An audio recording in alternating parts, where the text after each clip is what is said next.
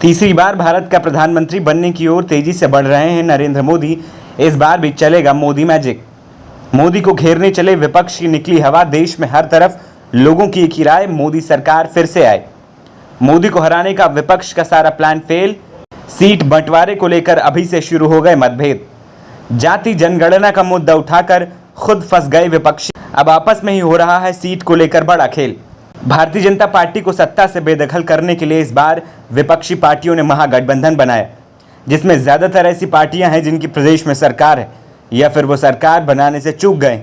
ऐसे में इंडिया गठबंधन को लग रहा था कि हमारा वोट परसेंटेज ज़्यादा होगा, क्योंकि हमारे गठबंधन में वो पार्टियां शामिल हैं जिनकी अपने अपने राज्यों में अच्छी पकड़ है।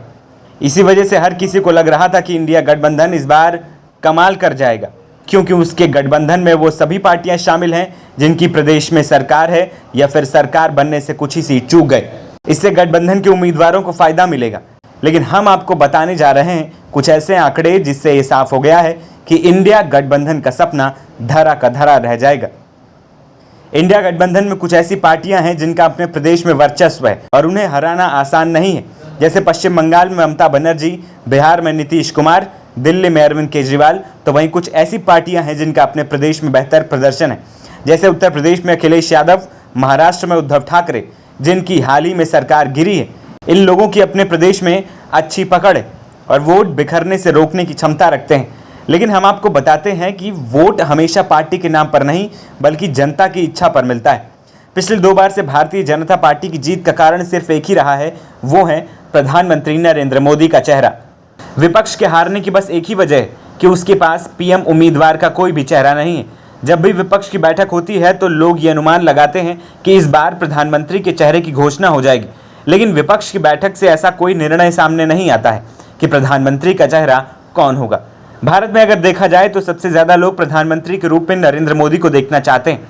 यही वजह रही है कि पिछले 2 बार भारतीय जनता पार्टी ने नरेंद्र मोदी के चेहरे पर चुनाव जीता और इस बार भी जनता की बस एक ही राय है, उनका प्रधानमंत्री नरेंद्र मोदी हो। वहीं विपक्ष ने अब तक क्लियर नहीं किया है कि प्रधानमंत्री का चेहरा कौन होगा। जब भी प्रधानमंत्री की बात होती है तो कई चेहरे सामने आते हैं। विपक्ष की हार का बस यही कारण होगा क्योंकि जनता वोट देने से पहले यह जानना चाहती है कि हमारा प्रधानमंत्री कौन होगा। ऐसे में कुछ लोगों ने उम्मीद जताई है कि राहुल गांधी प्रधानमंत्री का चेहरा होंगे, लेकिन विपक्ष ने इसकी घोषणा नहीं की है। वहीं प्रधानमंत्री के बाद अगर देखा जाए तो सबसे ज्यादा लोग राहुल गांधी को प्रधानमंत्री के रूप में देखना चाहते हैं। लेकिन ये आंकड़े इतने नहीं है कि प्रधानमंत्री नरेंद्र मोदी को प्रधानमंत्री बनने से रोक सके।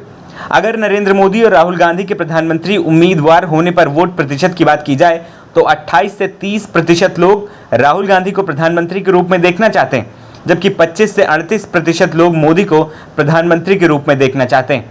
जब इंडिया गठबंधन प्रधानमंत्री के चेहरे के बिना चुनाव में उतरेगा तो लोगों का विश्वास और भी कम हो जाएगा। वहीं नरेंद्र मोदी के प्रति लोगों के विश्वास में थोड़ा कमी आई है, लेकिन ये आंकड़े इतने नहीं है कि नरेंद्र मोदी को तीसरी बार प्रधानमंत्री बनने से रोक सकें। आप किसको देश के अगले प्रधानमंत्री के रूप में देखना चाहते हैं, हमें अपनी राय कमेंट बॉक्स में बता सकते हैं।